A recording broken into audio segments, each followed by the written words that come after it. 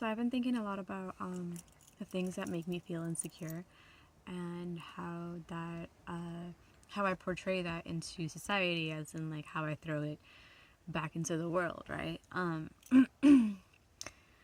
So I noticed that when I'm not doing things that I like doing, like when I'm not actively creating something or dancing or, playing and having fun and things that honestly really do fulfill me, even at whatever age you want to classify me as, like, yes, I guess I'm 36, but does it mean I want to stop playing? Does it mean I want to stop creating and making? And my life just started, I had a really rough childhood, so I really never had a choice in like who I wanted to be, what I wanted to do.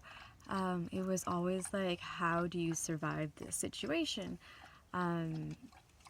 That's not the point of this video.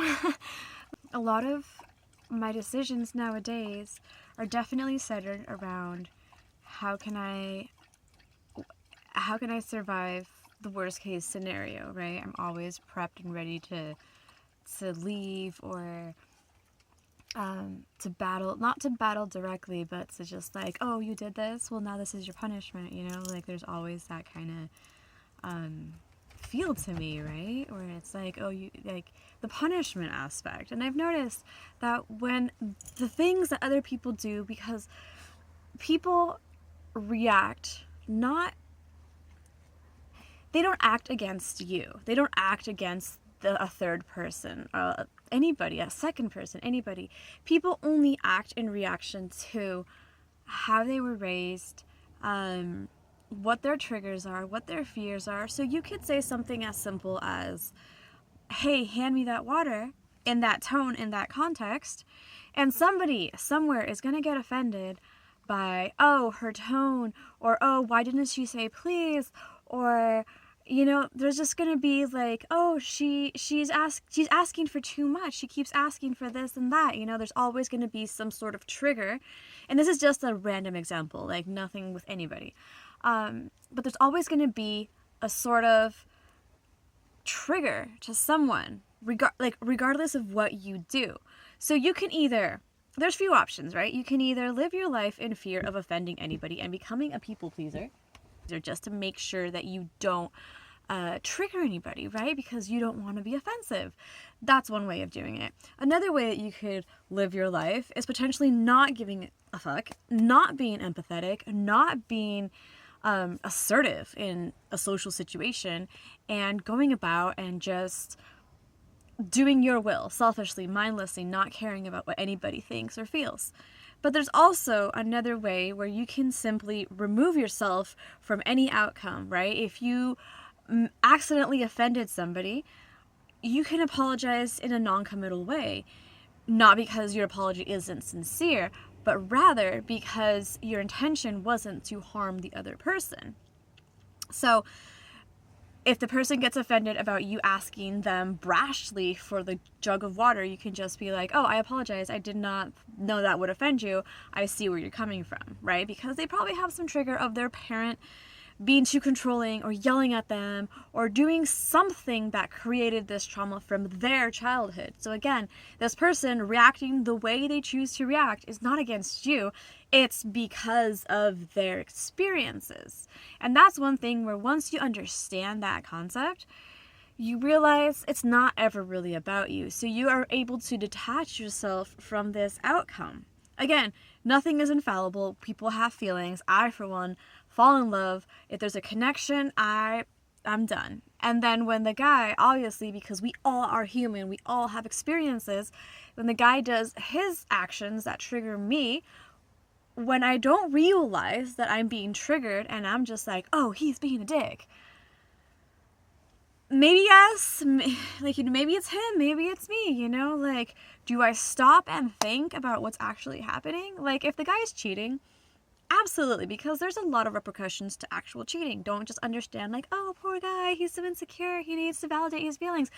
No, because that actually interferes with your energy, with your bodily chemistry, with your health, with like so many things, right? There's an actual, the breakage of loyalty, the breakage of trust, where you think he's going to the store and instead he's out banging somebody else. Like there's there's different things, right? But if he gets upset about something, there's a way to talk about it. Things that are more benign, things that don't actually affect the outcome of your own safety. But yeah, so with these triggers in mind, these are perfect examples. But circling back, welcome to Mitch V Life. This is how I talk. Circling back to what I was saying, I personally noticed that when I'm not doing things that fulfill my life, I start getting insecure. I start getting fear of commitment. I start getting like, oh, time is going by. I really need to start hustling. You're wasting my time because I'm not getting anywhere by being with you. And sometimes that is actually true. I invest myself in whatever present thing I'm doing, and if the thing is a person, this amazing experience, I'm gonna indulge. I'm not gonna go and like, okay, we've seen each other for 3 hours, I will see you next week. I can't do that. It's not how I am. I'm just like 0 to 100, like super stuck on there. So yeah, I really need to find like this work-life balance where I still do the things that fulfill me, the things that, get me like a sort of work, but without it being tedious work. Like I don't want to get a 9 to 5. I want to make more jewelry, or I want to actually go and paint or do something that will, or crochet a thing that I know will make me money, or I will be able to trade and barter system, which is also something I use a lot. So if I'm like completely involved with a person and I'm not seeing outside of this, I'm just like, you are the sole you are the sole dependent. Like, everything about my well-being is now going to depend on you because I'm fixated.